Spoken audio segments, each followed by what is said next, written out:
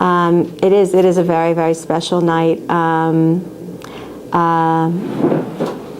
The Levine family are very, very special to me. I have a very close connection with Sasha and both Lily and the whole family for that matter. It was really, just to give a little of an idea. So I was giving a class at, who was it, by you? By someone on Uriah. I gave a class. Dana Zari? No, not Dana. It was somebody else. I was giving a class there for Sukkot. Do you remember when I gave that class? Yes. And I think that was the night right? Was that the night, Sasha? That was the night that you both came? You both came that night of the Sukkot shiur? That was the night. Right. And that was the night that I met this beautiful family and beautiful Lily, who is just before her bat mitzvah, really was touched by the words that Hashem had given me to say that night. And I've been with the family, kind of hand in hand for the past few years, attached to Lily, and just walking together in the nisyonot of life, and we're all trying to gain chizuk together. So when this happened with the passing of Sasha's father, alav shalom, it really was something that we spoke about. We needed to do something for the Shloshim, and then this evening came about. So I also feel very, very honored, very privileged to be here. By the looks and the ways that I know the family, Tzvi ben Moshe HaKohen, alav shalom, must have been a great neshama, who really Maaseh avot siman lebanim, even if we don't see it. Even if al pnei hashetach, we don't see that people live, so to speak, on the outside in the ways of the Torah. They don't necessarily walk the walk and don't necessarily talk the talk. I always say, you don't know how people go to sleep at night. We don't know how they put their heads on the pillow at night. We don't know what they say. We don't know the stirring of their heart. We don't know if they didn't have that moment of tshuva that has opened up the doors. As Rabbi Yehuda Nasi, Rebbe Hagadol, said, Yesh hakonet olamo b'sha'ah echad. There are those that buy their whole entire eternity in 1 hour. And those of us who toil a lifetime and hope to reach the dirt under their, under their toenails, so to speak. So tonight should stand as a zchut for his very special neshama, and his neshama should bask in the divine radiance amongst all the tzaddikim who have departed from this world. Amen.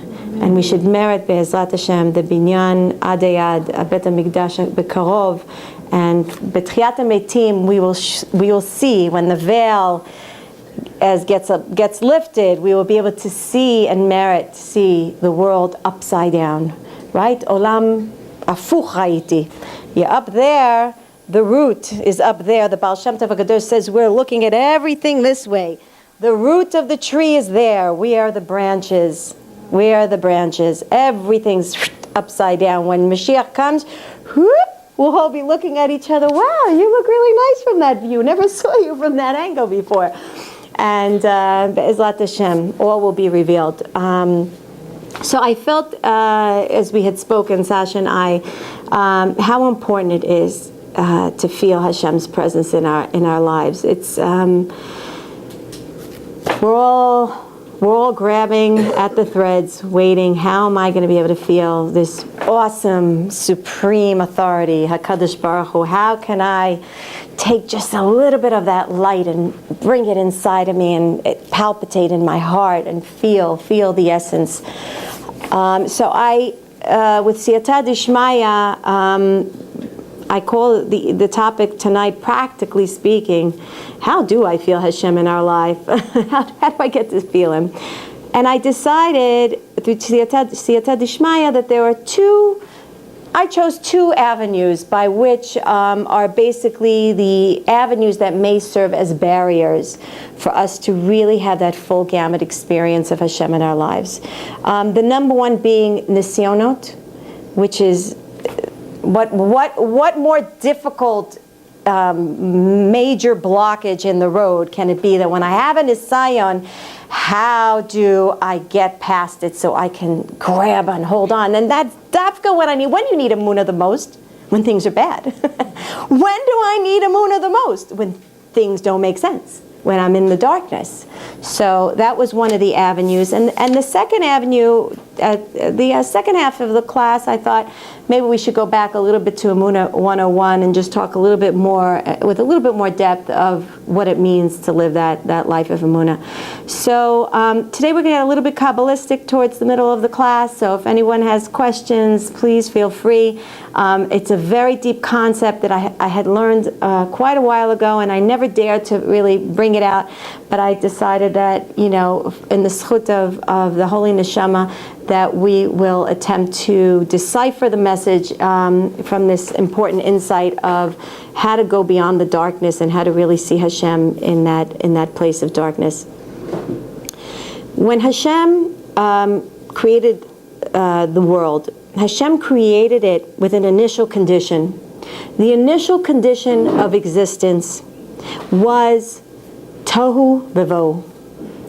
Right? Tohu VaVohu is in English is defined as without form and void. And we're going to use the terminology Tohu VaVohu quite a bit now, because I want to really understand what it means. We understand this Tohu VaVohu as being utter destruction. But there's a much deeper concept when we say Tohu VaVohu. And it's important for us to understand it because this is a practical tool of how we can in fact take the darkness in our lives and transform it into light and feel Hashem's presence. Because really Hashem's presence is defined as light. And I've said this before, or if you take the word or, Aleph, Vav, Resh, Aleph is Elokut, Vav is the tzinor, it's the pipeline that connects heaven and earth, and Resh is Rekanut, it's emptiness. When is Hashem's light? When do we feel Hashem's presence? When you take Hashem and you connect it in a place of emptiness, which is exactly what we're going to talk about today. The concept of Hashem feeling His light is the basic need. It's a basic need of every neshama, and whether a person notices it or doesn't notice it or wants to notice it or doesn't care to want to notice it, that's the basic drive in human condition. I want to know the truth. I want to get down to the purpose, and I will search and I will seek and I will turn every stone, and I'll look for beer bottles and I'll look for nightclubs and I'll look for everything under the sun. But I just want to find out what is going on here. Why am I really here? What am I here to do? Tohu VaVohu. When we understand the whole concept of Tohu VaVohu, we're going to understand that first there was formless. Now, it's very, very hard to conceptualize this. There was no form at all. That was the beginning. No form. In that no formingness, there was darkness, which is really any time you have a place where you find yourself without form, you're in darkness. You feel that you are essentially nothingness. You're lost. You're in darkness. But what happens from that place of darkness, there was a process. There was a process of forming and filling from within that place of formlessness and darkness. Okay? So the first thing we need to integrate into our essence is that when I am in a place of darkness, confusion, I feel lost, it's not the be-all, ends-all. You are in the beginning of creation. You are in a process of forming and filling. Very, very, very, very important intellectual concept. And a person needs to constantly reiterate it in their mind at a time of light, not of darkness. I always say the time to work on your Emuna is not when you're deep in the gutter. That's not the time to say, where's my Emuna? I better start trading now. You don't want to start learning how to use a Uzi when you're in front of someone you got to shoot. You got to know how to use that Uzi way before then. That's why there's boot camp. That's why there's, training. And so the idea is, that's why it's so important to constantly reiterate and learn the process of Emuna when you're strong, when there is light, so that you could be prepared for that moment of darkness, because, as we'll see soon, that is the essence of creation, that darkness. And what does it say? Mechadesh betuvo kol yom tamid ma'aseh bereshit. What does that mean? That what we're about to learn right now, kol yom Hashem is putting us in this situation. I want you to understand. Ma'aseh bereshit is not something that happened 5,777 years ago and a half. No! Mechadesh betuvo kol yom. Every day I have to go through this Tohu VaVohu. Every day. I wish it was once a day. Every moment, every hour, I've got to go through Tohu VaVohu. What is this Tohu VaVohu? There's a basic foundation in life. Olam chesed yibaneh. HaKadosh Baruch Hu bana olam al basis shel chesed. Everything Hashem does is complete chesed. How do I get, what's the driving force? How do I get that chesed to be revealed? How do I break open all that darkness? And how do I finally get to see that chesed? The Chachamim teach us, chesed must meet light for it to be revealed. Chesed without touching light could never show its face. Again, they say a good speaker has to repeat the same thing 3 times for everyone to walk away and remember. Again, it bears repetition. Chesed must meet light for it to be revealed. When does the light appear? In a place of darkness. Understand? It's mamash like a mathematical formula. In order to get chesed to be shown its real face, I have to be in a place of darkness. There has to be light in that darkness. Soon we'll see how we do that. And then chesed will be revealed. Literally, darkness plus light equals chesed. That's your new math formula. You mean his chesed will be revealed? Yes. Well, his chesed is chesed. His chesed is real chesed. His kindness is kindness. It's what we define. When we're talking about his kindness, it's what we define as it being kind. Everything is kind. But for us to be able to relate to it, we have to go through that stage of darkness plus light equals chesed. Okay? What does that mean? At a point of a nisayon, when a person is in a nisayon, that's the darkness. That's the darkness. I need now, within that place of darkness, to expose a point of light in order to see the chesed. Now, what do we think? This is the problem. We think, I'm waiting for Hashem to expose and reveal light. No, this is where we get mixed up. We have to expose the light for Hashem to bring and show us the chesed. The darkness is a given factor. Darkness is part of life. It's part of the nisyonot of living in this world. We have moments of darkness, and soon we're going to see when does that happen most prominently in our lives. But the bottom line is, we have nisyonot for the purpose of the darkness, so that we, in fact, could bring out the light, and in turn, reveal Hashem's chasidic intention of that, the whole process. The famous pasuk in Tehillim, Emet me'eretz titzmach v'tzedek mishamayim nishkaf. What does it mean? The emet from the aretz, the truth of Hashem from the land will grow when, in other words, when we work on the emet of this world, when we show, we dig, and we say there's emet in Hashem's way of hashgacha.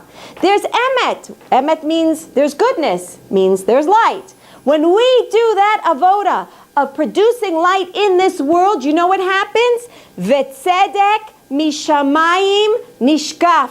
That's when Hashem's tzedek shows its full glory. But first we have to do the toiling in this world.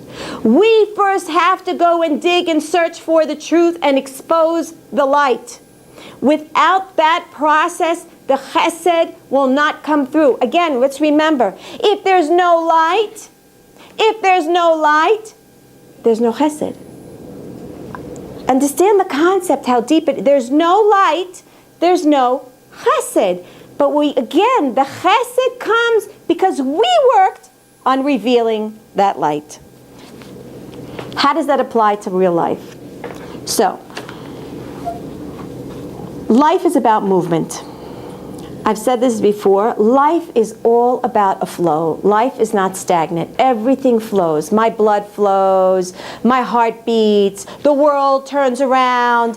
We're always walking, moving, doing. We gave a whole series of classes on a person's ratzon, that without needing something, a person doesn't move, thereby doesn't fulfill his ratzon, and so on and so forth. But life is purposely the type of the life that we are meant to live is a life of movement. What does that mean?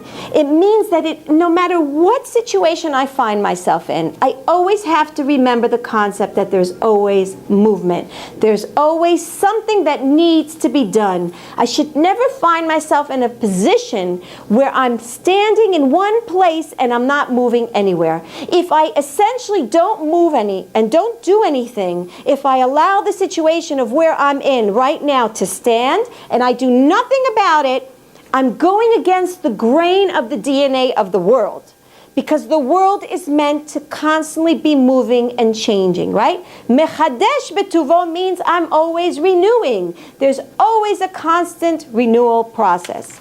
So now we're going to get into the deep part of Tohu VaVohu. Tohu is essentially the raw material of existence. It has no form. Again, let's take the two words tohu and vohu and understand the concepts. Tohu is nothingness, raw material, a glob, a piece of Play-Doh, not even, huh? I'm trying to envision the letters. Tohu is Tohu. In Hebrew? Taf Vav He Vav. Tohu. Okay? Tohu is formless. It's naked. It's seeing something as it is with no garments on top of it. Okay? Raw material of existence. Has no form. Actually, Play-Doh was the wrong example because it has no form. We can't visualize it. Just let's take it as it's explained by the Chachamim. Then you have Vohu. Now look at the word Vohu. Tohu, Bohu. Tohu is in the Bohu. Tohu, Bohu. Understand? Tohu and Bohu. Bohu becomes. Bohu is it's in it. Bohu, it's in who? It's in it. Right? It's in it. Bohu, according to the Arizal, is form. So you've got Tohu, which is formless. You've got Vohu, which is form. Existence is made out of both nothingness and form. Formless and form. That is the basis of existence. This is in darkness. Understand? In darkness, you've got no form and you've got form. Now we're going to go a little bit into quantum physics, and we're going to understand that science has finally, at one point, is starting to meet a little bit of Torah. Congratulations, guys. After 5,777 years, you're about 5,777 years behind us. But they did have a couple of good, things come out lately, and one of them is quantum physics. Quantum physics teaches a very, very, very beautiful lesson in Torah. Who would have thought? Quantum physics teaches us what's called the observer effect. What you anticipate to see is what essentially it turns out to be. Quantum physics essentially teaches us there is no objective reality. Reality is only subjective. What you see is what you get. I want to see a cup here with water, that's what I see. You want to see an elephant with a trunk, you're going to see an elephant with a trunk. Everyone's going to see what they want to see. And so essentially that is Tohu VaVohu. Tohu VaVohu means that you can take anything that has no form. You could take any part of your life that's filled with darkness and chaos, with no form, with no abstract meaning, and you can form it into anything that you want it to be. Sounds like money. You mean you can transform your pain in something else? Absolutely. Mind over matter is a Jewish concept. We're co-creators, Rabbi Nachman. Rabbi Nachman said we're co-creators. We are sparks of holiness. We are sparks of godliness. God left the world imperfect so we can perfect it. What does that mean? That means we could do what we want with it. That means we can create whatever it is that we want to create. And quantum physics proves that. It's scientifically. I didn't need them, but I just thought I'd give them some, they have been working really hard, so I figured I'd pay them some credit. We got to give them a little credit when credit is due. Look at something else. Look, amazing, the sweetness of the Torah. I get so excited. Okay. We're always taking, again, the Tohu, and we're making it into Vohu. Whether you like it or you're not, you're always taking some nothingness and you're making it into what we call a tzura. You're making, what is form, is tzura. Look at the word tzura. Tzura is associated with the word tzar. Right? Tzar, la'atzor, limit. Tzar is tzadik reish, narrowness. Mitzrayim, right? La'atzor means to stop. It means there's a limit. Right? I told you we're going deep. And basically, the tzura, the form that we create, which is the bow, we have to understand, is limited. But Hashem wants us to take from the nothingness and to create something limited. Now, look at this tzura. Look at this form that we create. How many times in that form that we find ourselves in? Now, let's understand practically what a form is. Form is my life, my husband, my job, my home, my neighborhood. That's my form.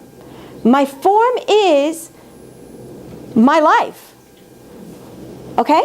When I say my life is limited. It has a shape to it. It has 3 children. It has 1 grandchild. It has a Lexus car, God willing. It has a 3-4 floor cottage, God willing. It has, everything. It has, right? Bezat Hashem, on all of Am Yisrael, the riches are coming our way. I mean, that's the way it always was, and that's the way it's going to be, and we just don't see it.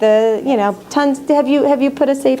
You put a nice a lock on your safe deposit box there? Yeah. I'm just. It's waiting to be revealed. Basically, also the word tzura also has the word aretz. The land is even a flint, right? Because it has the word tzal, the tzadik reish is an aretz. And aretz also is ratzon, by the way, which is, we spoke about ratzon and the whole concept. We can go a lot. We can play Scrabble on this a lot. But the bottom line is, the whole concept of our tzura, of our form in life, it's all about the limited, the who I define myself. How I define myself is my tzura. Now, I could define myself, my tzura, my form, I define myself. What did we just say? Every tzura, every form is created from tohu. It was a nothingness. I have the ability to actually formulate it to whatever it is that I want. But sometimes my tzura, my form, becomes tzara. Oh, wow. It becomes, I love these games, I love these Scrabble games, where you could just see the beauty and the intellectual design of the Hebrew language. How you could take one word and it just becomes a whole shiur Torah. You could take a whole shiur Torah. And so when you take the tzura and you take out the vav, you get Sarah. What is that vav? What did we say before? That vav is the connectedness.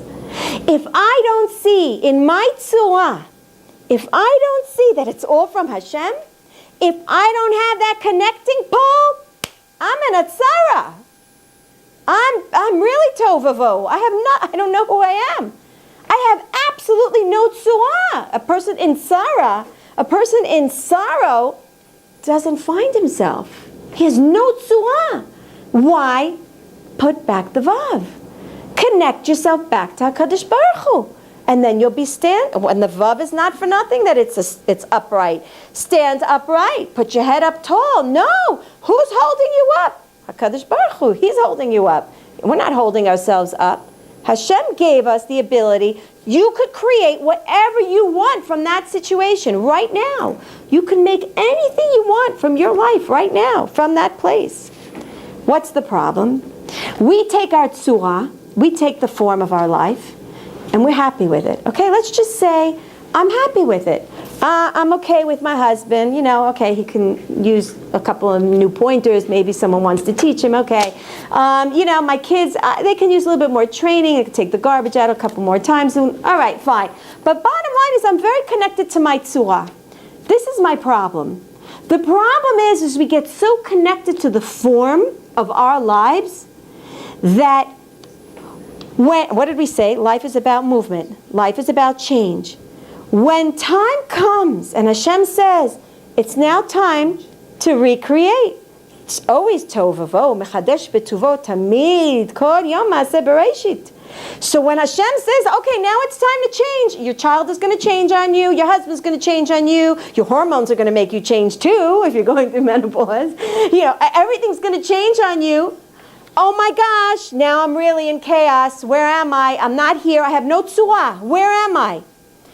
You have to understand, the form of a person creates tranquility. I like to know I like to know that my cup is here and my soda is there and my chair is here and everything is in its place. Even the people who love to live on the edge, we all like to know that our stuff is in our place. We'd like to know my bed didn't get moved, my clothes are still here, my hats are in this closet. I mean, we don't want to come home and start rearranging our whole life every single day. We want the tzura. We need the tzura. But Hashem says, don't get used to your tzura. Don't get used to your tzura, because life is all about Tohu VaVohu. It's all about formless to form, formless to form, and that's the way of life. Don't get connected to anything, because you only have to be connected to the raw material. The raw material is me. Only be connected to the nothingness. Understand, ani is ayin, right? We said we're changing letters around. Ani, aleph, nun, yud is ayin. Aleph, yud, nun. Who am I really? I'm an ayin. I'm a nothingness. That's who I really am. I really am nothingness. And once I understand that I'm nothingness, then I found myself. Yeah, but with your children, you get connected to your children. It's the same, you don't even get connected. You shouldn't. Okay. Again, hold on. Yeah. Okay. Again, connected. Yes, I'm talking from all perspectives. I didn't say don't love our kids. I love my daughter. I would give my life for my kids. Of course, we got to be, but we have to understand that yes, you can't be connected to the actual form. The form of this is my life and this is my definition and I have nothing else. This is my form. Here, it's it. This is it. This is my form. This is who I am. What happens if I get so connected to my form? What did we say? Now I'm going back and see how we're going to connect this whole thing. If I get sealed into my form, no light can shine in. When you have a sealed container, a form is a sealed container. No light can come in. I've sealed myself up. I am so into my form, there's no opening anymore for any light. Is it when you get depressed? No, you know what? I've become egotistical. I like my life. I don't want anyone touching my life. Don't touch my life. I like my job. I like my car. I like my husband with all his flaws. I like my kids. I like my home. I like everything. Don't touch it. Don't rock the boat. Don't touch my life. Don't touch my life. I like my life the way that it is. Right? Most people here with all the craziness would not change their life. With the kid like this and with the husband like that, most of us would not change. We like our life. It's something I'm used to. It's my life. It's my tzura. That's what I know. It's what I know. And I make it. And I feel connected to it. It's mine because I make it. Right. Through the years. Right. Has a lot of good and bad things to be in the point that I'm today. Absolutely. It's fine. Absolutely. But I'm taking from this that you're saying we should be open to accept that our children will grow and change, that our marriage will and can. Thank you. Right. Well, hold on. That's exactly it. I'm saying it for the good and for the better, for the good and the bitter. I'm saying from every perspective, whether it's everything is fantastic just the way that I like it, or the opposite, exactly, or the opposite. When would I put the lid on my form? Exactly what Yehudi just said. Either everything's great, and I don't want you, Hashem, to remember I'm around. Don't remember anything about me. Don't look at my books. Don't check my forms. Don't check what I did yesterday. Don't check the Lashon Hara. Don't check anything because I don't want you to rock my boat. I have the parnas I need. I have the husband I need. Just forget about me. There's so many other billions of people out there. Just, can you take care of them? Just leave me alone, right? Or I'll lock myself up when I'm so depressed. And I'm so sad, and I feel, this is my tzua. There's no way I'm getting out of this one. There's no way my husband will ever change. There's no way my child will ever change. What did I do now?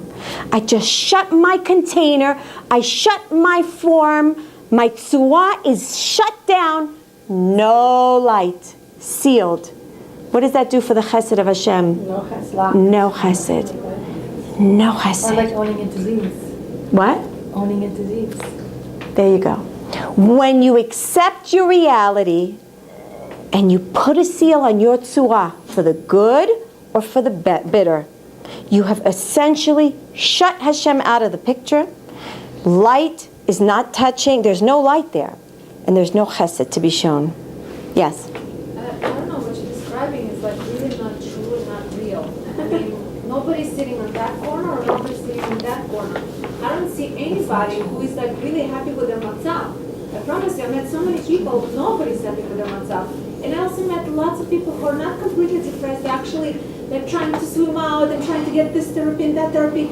Like, we're not comfortable with our tzura. We're all trying all the time to move away from our tzura. Mm-hmm. And you're saying, no, but people are comfortable in their tzura, and I feel like, no, I'm not. I know a lot of people who are very comfortable in the sense that I know what you're saying, that people want to get out of their matzav for sure, but they nowadays are like struggling, whether it's a child. But they're still set in their tzura, and I'll tell you where it's coming from, because the fact that their tzura, that their situation in life, they don't see any change in it, listen to me, means that they didn't shed light in it, which means Hashem's chesed hasn't been revealed in that matzav. Understand? That means they're attached to their matzav. That means they're attached to their tzura and they're not really changing it. The real change comes from shedding light, which brings about the revelation of Hashem's chesed, which Hashem's chesed, olam chesed, what happens with the chesed? Yibaneh. Anything that we want built in this world has to come from Hashem's chesed. Go back. Darkness, light, chesed, building. Now I'm continuing the mathematical equation. Right, but when you say light, like shining the light, I mean like... Now hold on. So now we're going to talk about what it means to shine light. What does it mean? If my matzav, let's start from the good. If my matzav is great, what does it mean I have to shine light? Thank you, Hashem. I recognize Hashem, everything I have. Enod milvado. I got nothing. I have no sechel. I have no children. I have no husband. I have nothing. I have no money in the bank. I have no home. I have nothing. Nothingness. I go back to my ani. I still am nothingness. I'm not attached to my tzura. I'm not attached to the money in my bank account. I'm not attached to my house as gorgeous as it is. I'm not even attached to my husband. Again, I didn't say don't love. I didn't say we don't have feelings. I'm not going extreme. Trust me, I'm totally not going extreme. What I'm saying to you is you infuse in your tzurat chaim, in your form of your life, you infuse godliness. You recognize Hashem's light, His bracha, gratitude, appreciation, hodaya, whatever you want to call it. That's infusing light. That's essentially breaking open the form and keeping yourself connected to the possibility of constant change, because you realize it's all from you, Hashem. This is not who I am. I'm not defined by my kids, by my husband, by my home, by the money in my bank. I'm not defined by that. I'm godly. Godly has no form. That's who I really am. Okay? I told you this is a very deep class. And again, we're just learning the ideals of the way we should be thinking about life. It's an avoda. I'm not there. I'm trailing with everyone else. Trust me. This is an avoda, but it's important for us to know what we can produce, what we're capable of producing. Yeah. Is one end of the spectrum more of a challenge than the other? The person in this deep, depressed place versus the person that everything is going in their... Free will is across the board the same for everyone, depending on at the point of struggle. So for you, it might be at the point where I can't get myself out of my depression and put the light there. And for the other one is I've got everything. Kochi ve'otzem yadi, asali et achayel. It's all about me. I don't put a shed of light on gratitude. It's all about me. I work my neck off, to get to where I am right now. So the Hashem chooses every soul comes down with that nikudat bchira, with that point of struggle. That's what free will is.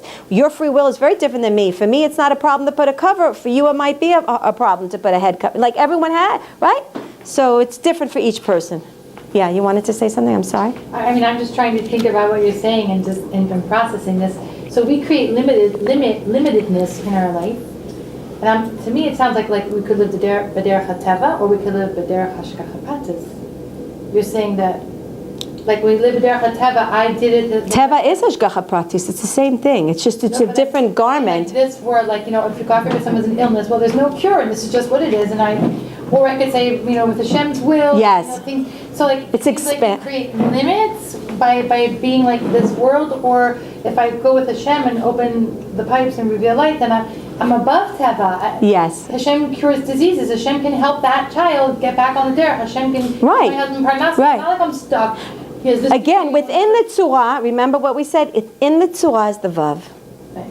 Within the tzura, within the four, it's almost like an oxymoron, but it's not.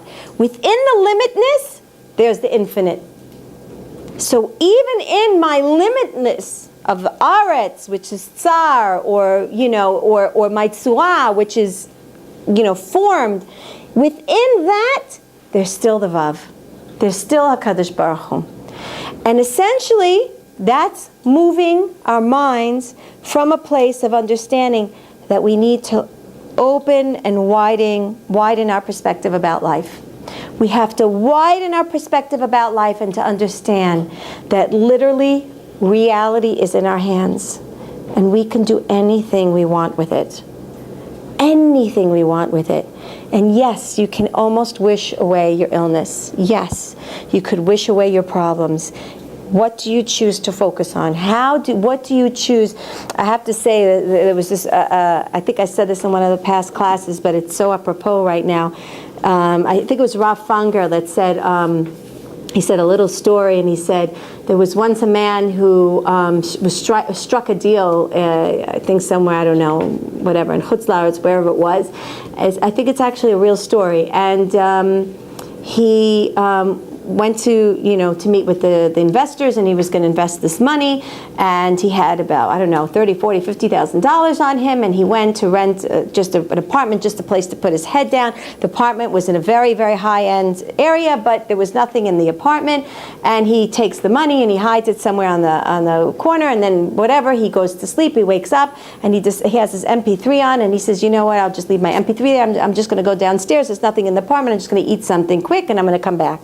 He comes back, and he finds that his apartment was broken into, and the robbers went searching around, and they took his MP3.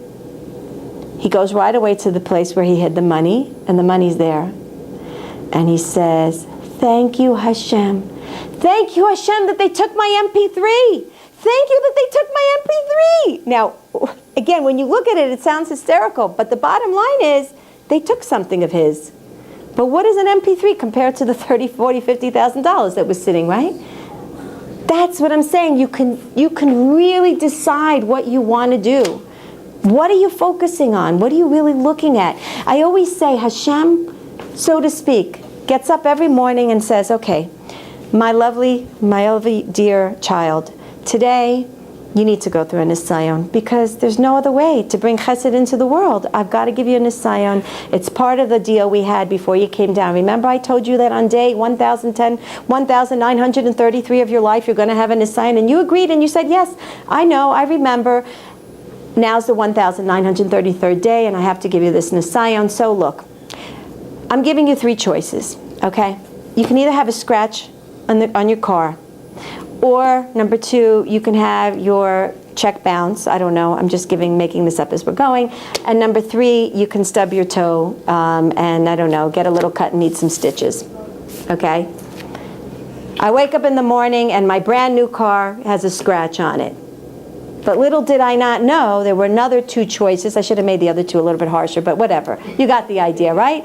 Little did I know that I got the least painful out of the three.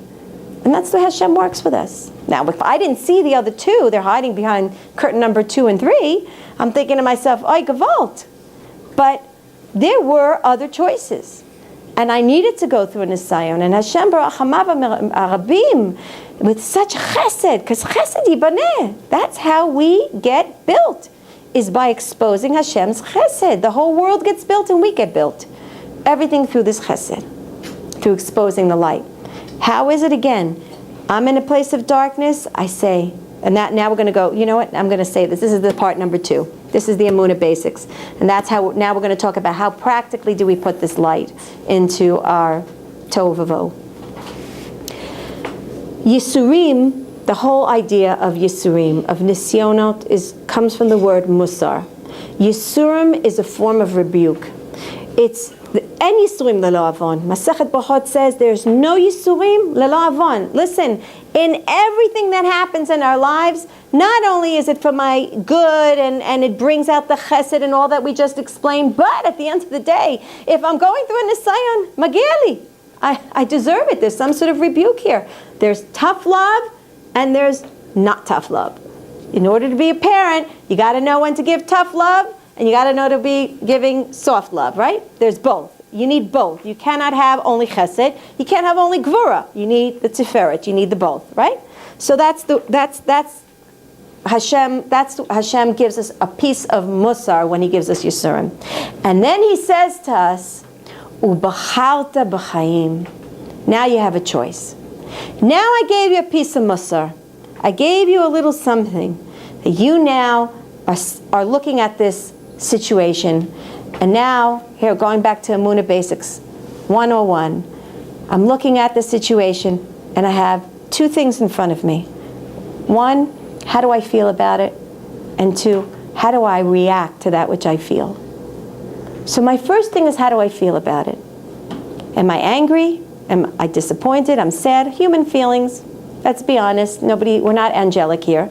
We have feelings, right? And that's the place of choice. So obviously there's going to be a challenge there, and I'm not going to always make the right choice. But even after I felt what I felt, now the second part is, how am I responding to that which I feel? It's one thing for me to be disappointed. What am I doing with that disappointment? Am I going to be rebellious? Am I going to turn the cold shoulder on Hashem? Or am I going to run to Him faster than I ever can and beg that He switch around the cards and that He reverse the gezerah, which can be done, right? Hashem is infinite ways. Again, I have that choice. That's my choice. What do I do? The reaction, Emuna, is in our reaction.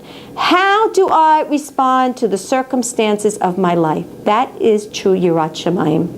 Yirat Shamayim is how do I yirah, how do I ro'ah, how do I see Hashem, how do I see Shamayim in my life? How do I interpret the circumstances of my life? Well, if I understand that everything is without form, and I can do with it whatever I want, so even my response, and soon we're going to learn that my response has a magnificent tafkid, a huge impact on defining my reality by the way that I choose to respond to that reality. When Yaakov Avinu, when he left Eretz Yisrael and went to Haran, he said the famous sentence, Vayetze Yaakov, and a few words later, Vahaya Hashem li le'elokim. Yaakov Avinu, now having to endure, leaving everything and going in all the nisyonot, we know the nisyonot that Yaakov Avinu were not simple.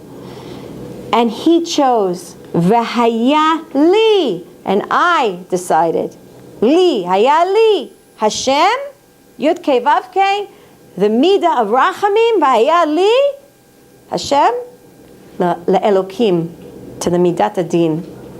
Yaakov Avinu connected, and he said, me, for me, Hashem, Elokim, two sides of the same coin, doesn't matter.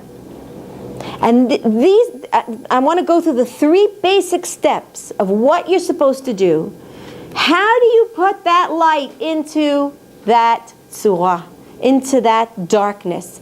How do you make it? How do you get the chesed to come forth and finally see Hashem's goodness from the darkness? Number one, the first thing when a person goes through a difficult nisayon, the first thing to do is to stop. Stop everything. Don't speak. Don't do. Don't act on it. Just sit and think. Sit and think. We are a nation that thinks. We are a nation that uses our sechel. We use our moach. That's the Mishkan HaKodesh is in our sechel. It's in our moach. It's in our brain. We have to sit and think, connect to the Chokhmah Elokit that's embedded in the matzav. There's Chokhmah, there's infinite wisdom hiding inside a huge shell, depending on how difficult the situation. It could be layers of shells, but there's chokhmah, there's potential of great godly wisdom hiding inside the matzav, the situation that you're in. And I want to just bring down a really nice story that I read from Michtav Mi'Eliyahu over Shabbat. It actually is very apropos to the situation of understanding that in order to be able to really see a situation from a different perspective, okay? And Rav Dessler Zatzal brings down this amazing story, and he says, the story goes of a savage who was a very unlearned man, and he had no clue how to value gold or precious stones, had no clue how to value it. And one day it turned out that he was able to save the life of the king. And the king wanted to reward him. So the king said, I'm going to invite you into the royal treasury. And you'll be able to go into this treasury. And here are some sacks. And here is all this piles of stuff. And please, as they say, get to work. Start collecting. And whatever you collect, you get to take. Now he's a savage. What does he know? He doesn't know nothing. He's looking at all this gold. He's looking at the sacks. The minute someone's just turned their face around and stopped looking at him, he found a little bench. He put his head down and he went to sleep. He says, he thought in his foolishness, they're putting me to work. I don't know, for some unknown reason, they want me to go to work. They want me to start putting things in bags and then carry it out for them. What are they, nuts? They want me to get to work? I'll find myself a bench. I'll go to bed.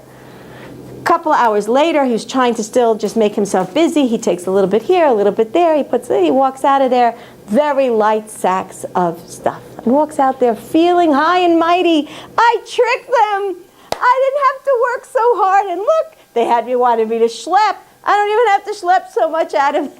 I get to walk home without schlepping a lot of stuff. Hashem says, I'm giving you gold. I'm scattering it all around the world. I told you, take a little here, take a little there, schlep it along. I know it's hard. It's not an easy job. But do you know what you're carrying around? Do you have any idea what you're carrying around? We're like that savage. We have no clue the opportunities Hashem is giving us. We don't see it in the correct form. We started off the class. Afuch, turn around. Maybe if you start looking at life this way, maybe you'll start discovering things you've never seen before. It's like they say, you want to see what the child sees and you want to make sure that they don't, God forbid, put things into, and pick up things. You got to crawl on 4. You got to go and crawl on 4, just like the baby crawls, so you could see the world from their perspective and know how to pick up those pieces and watch, well, maybe they'll find that corner there interesting. That's dangerous for them. See it from their perspective. We don't have that ability. We're not tall enough. And we don't have giants, unfortunately, in our generation where we can stand on their shoulders, where we could be tall enough to see a little bit of the godly view. We don't have that anymore.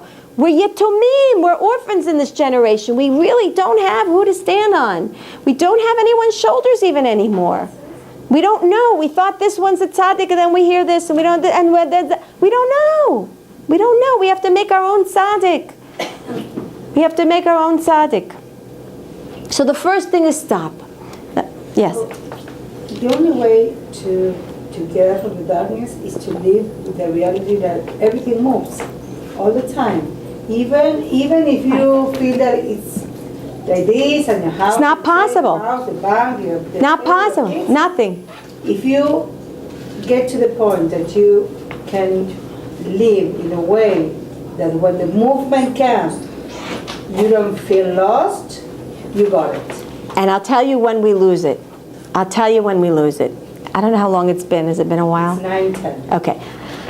This is when we lose it. We lose it. What did I say? We're always going from tzura to We're going from here.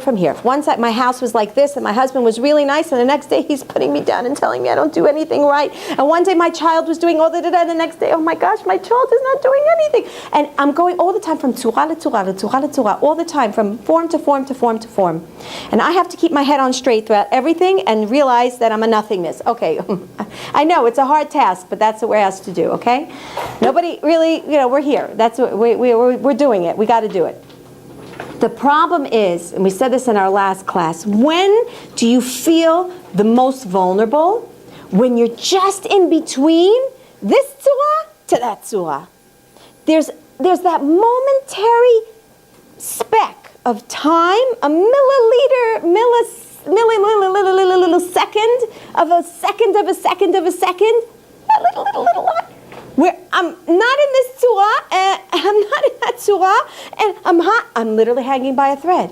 I am literally hanging on nothingness. I'm not here, and I'm not there, and that's the worst. And that's where everyone falls. That's where everyone falls. When do you fall the most? Not when you get the results of the blood work, when you finally know what God forbid a person's waiting for results, serious blood results, I don't know. And they get the results. Somehow I could deal with it. I know what's going on. But when you don't know, that unknownness, that period of not knowing, when you're not here and you're not there, am I healthy, am I not healthy? By the way, that's one of the secrets behind not staying too long in those 7 days. The 7 days of the Sheva Yamim Nakim, of the 7 clean days. There's an inyan to rush to go out of that period. Why? Because it's an unknownness. You're not tahar, but you're not tameh. You're not here and you're not there. That's why also when you're in Irusin, when you're engaged, you're not married, but you're not single. You're single, you're married. What are you? You're in between. It's a time where you're most susceptible to the klipa, to the Yetzer Hara, because you're not here and you're not there. That's why they say, rush out of that stage and go to the mikvah. Rush out of that, get married. Don't drag on the engagement. Rush out of it and find those test results. Do whatever you have to. Don't stay in the unknownness, because in the unknownness is when you're most susceptible to fall. Yeah. I wanted to ask you, let's say you said the first thing to do is to like stop and think. Right. I cannot think. You're like so overwhelmed with like emotional load. You know, it's like, whoa, Right. I cannot even think. I don't know, should I call her? Should I tell her what I'm feeling? Should I not? Maybe I should just wait? I mean, I daven. I only said one step. Hold on, I just said stop. I didn't say you had anything what to do. First, let's stop. Let's stop. No, don't do anything. Just stop and think. Think one thing. One thing you have to think. This is for my benefit. Oh, okay. This is for my benefit. And Zchutot Tagen Aleinu Yosef HaTzadik, today is his Yerzeit. Zchutot Tagen Aleinu Kol Am Yisrael. If you haven't lit a candle, light a candle and ask and daven and pray to Hashem that your children and you and all of us, all of Am Yisrael should be Kedushim Tzadikim like Yosef HaTzadik. When Yosef HaTzadik came up in front of his brothers, what did he say? Ani Yosef. Didn't give any explanation. Ani Yosef. The Chachamim say at the end of days, Hashem's going to come out and he's going to repeat the same words. Ani Hashem. And the minute Hashem says, Ani Hashem, everything's going to become clear. Now I got it. Oh, you're Hashem, of course. How could I even how did I even think? How did I even second guess you, HaKadosh Baruch Hu? Hashem. Ani Yosef. Yosef didn't have to say nothing else. Ani Yosef. Everything makes sense now. Hashem's going to say, Ani Hashem. So the first thing is to remember when you stop this, Gam Zula Tova. What did we say last week in the class? Gam Zula Tova or Yetov. Something good. Either it's Gamzula Tova, it means now I see the good, or if I'm not on that darga, Yetov. There's going to be good. Ultimate benefit to feel that knowledge. Good. Feel the benefit. Number 2. After I say it's good, the first thing I have to say in my mind, and again, when are you supposed to do this? Train yourself to think that way every day. As you say your Birkat HaShachar, you go through the stages, learn them by heart. You're going to be tested on it every day of your life. Learn it by heart, intellectually pass the test. The time to know these steps is not when you're in the middle of a nisayon. You need to make it habit. Just like we came into the habit to ask the question why. Because we were taught by the Western world, everything you have to ask why. Because it's a world of rationale and it's a world of logic. And you've got to find out the explanation behind everything, because that's the way that we were taught from the time when we had tzetzis in our mouth, which is not true, because there's not always an explanation. We're not all scientists and we don't always check to see what the lab reports came and why they came out. Okay? The time to train ourselves is every day. Every day I daven to Hashem when I say, Baruch she'asani kirtzono. Don't let me be attached to my tzura. Every day I say it. Every day, Hashem, take me out of my tzura. Let me feel my nothingness, barachamim, with you. I don't want to be attached to my tzura, because that's when I'm going to fall. What if you change my life around? What if I have to move tomorrow to Australia? My whole life. What? I'm attached to my tzura. I have no tzura. I'm godliness. I'm made from all the stuff in the world. I should be pliable. I should be able to be pliable to whatever situation Hashem puts me in, because that's my form. My form takes on that situation which I'm in right now. And that's how you live a life. I'm just going to get to the last part. So the second thing I need to say, it's a kapara. How do I say that it's a kapara? Speak the words. You have to say it out loud. It's a kapara, kaparat avonot. Be an Israeli, kaparat avonot. Why do you have to say that? Why is it important to say it? Because the mouth, first of all, is malchut. The mouth is where you anoint yourself king over your emotions. So whatever you say, you have officially declared it kingship over your essence, number one. Number two, mouth, if you look at it physiologically, where's your mouth? In between your head and your heart. It's my bridge. Whatever I say, I'm taking down and I'm pushing down. I'm taking down and I'm pushing down. As I'm saying it, I'm ingesting and I'm whatever, the other way. How do you say kapara davenot in English? It's an atonement for my sins. Right? But it isn't always. Sometimes it's just Always a benefit. kapara. Everything's a kapara. We said, en yisuim lelo avon. And there's no yisuim. En yisuim lelo avon.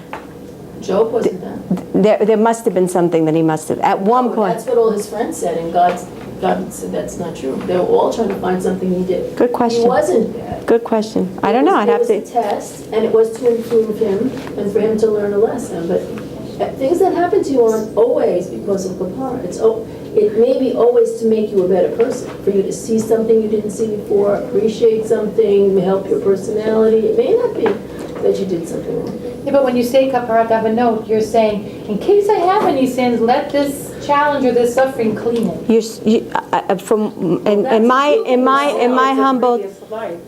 In my humble learning, I'm gonna. From what I learned is that everything is here to refine some speck and blemish that was in my soul. Everything's a kapara. Masachet Brachot. I don't go against the Gemara. The pshita of it is en yisuim lelo avon. And there's no bit of discomfort that happens with the kapara could be on my ego. It could be on a minute blemish that I don't even realize. It's to improve you as a person, but it may not be a punishment. So a kapara is really like a cleansing. I don't look at it as a punishment. I'm looking at it as a cleansing. What is a kapara? What is an atonement? It means that there's a polishing, there's a cleaning up going on here, and like you said, a refinement. So that's a kapara. That's a kapara. You wanted to say something? Did you?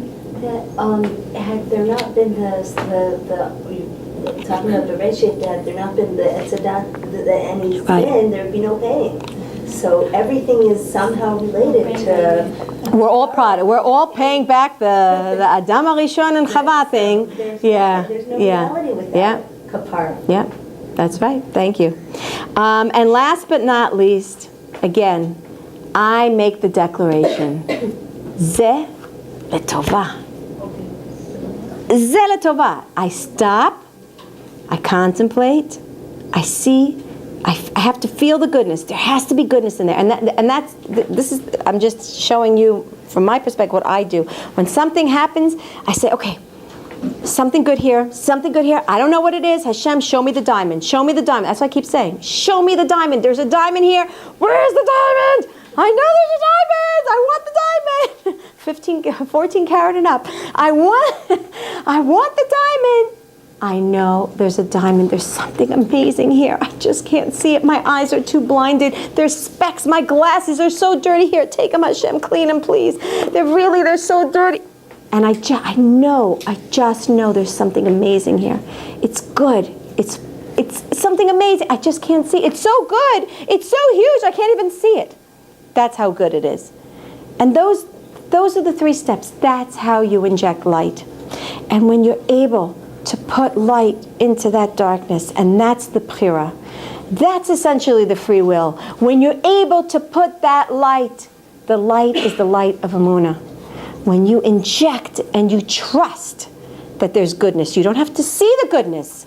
You may not see the goodness, but you trust there's a goodness. Why? Because Hashem said, Banim atem laHashem Elokechem. You're my children. I love you to death. Ahavat olam ahavtani. I love you. I'm crazy about you. Don't you know how nuts I am about you, Hashem is saying. So if I love you, of course I'm going to only take care of you. I'm only going to do things for your good. I'm not just pulling at nothing, kosot ruach lemet, they say. I'm not just pulling things out from the air. I was taught, Hashem, you love me. And I know there's got to be love in here. Be'ezrat Hashem. Yes? There's First of all, do we have to be so emotional when we say, I know it's good, I know it's not? You stir. That's how you stir your heart. I'm an emotional person. What can I tell you? No, if you say, I know it's really all good, and it's, Hashem, I know it's good.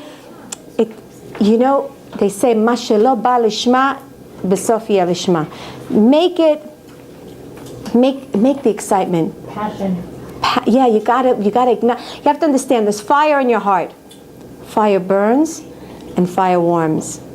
Decide what you want to use that fire, and if you're not going to use it to warm yourself up, unfortunately, it's going to end up burning us.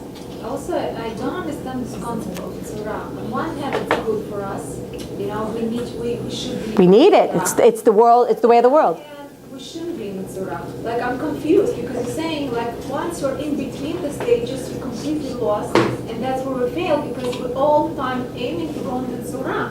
We're human beings. That's the way HaKadosh Baruch Hu created us. So, can you explain that a little bit? Like, what's the right thing to do? So you're right. And if I'm in tzura, it's supposed to be good because there's vav in there.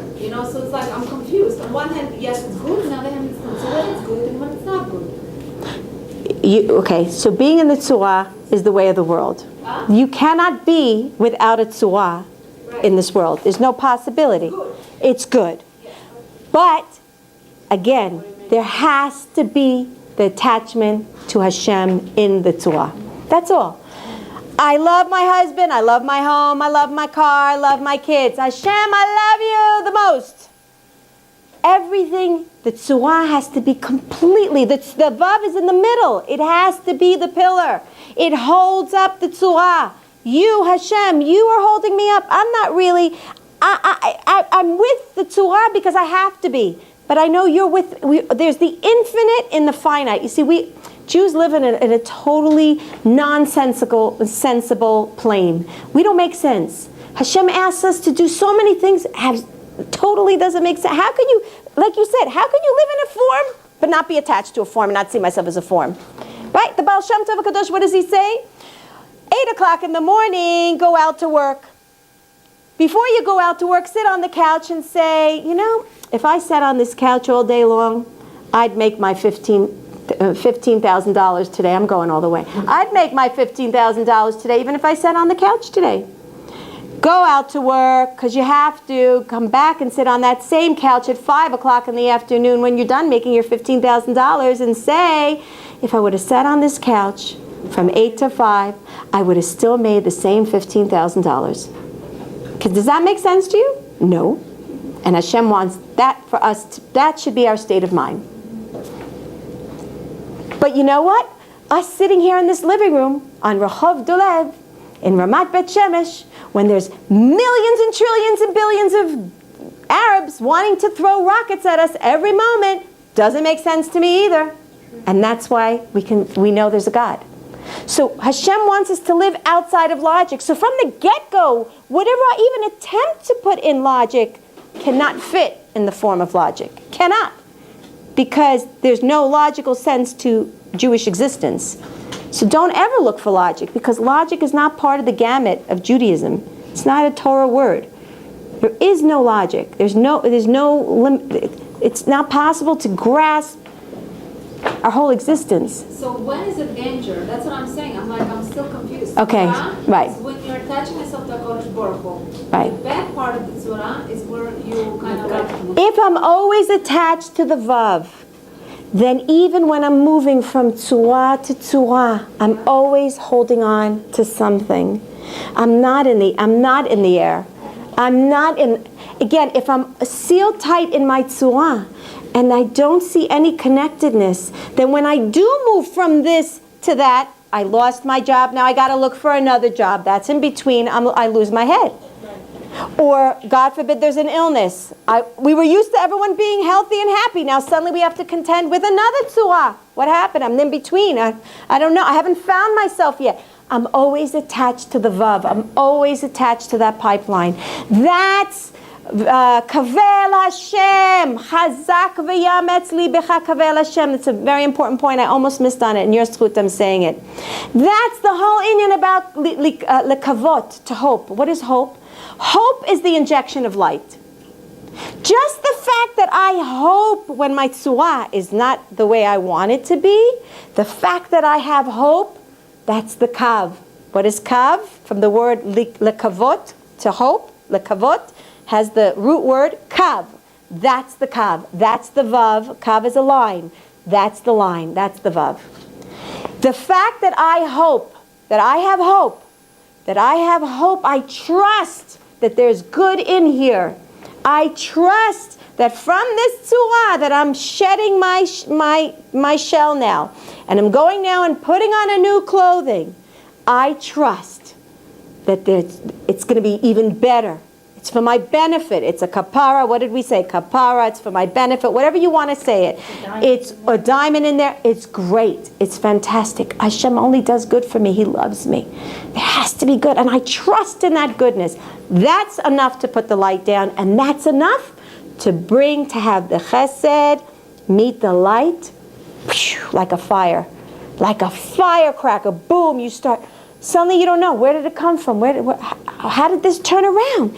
How did this whole darkness turn around? You put light in it. You put light in it. Chesed has where to attach to it.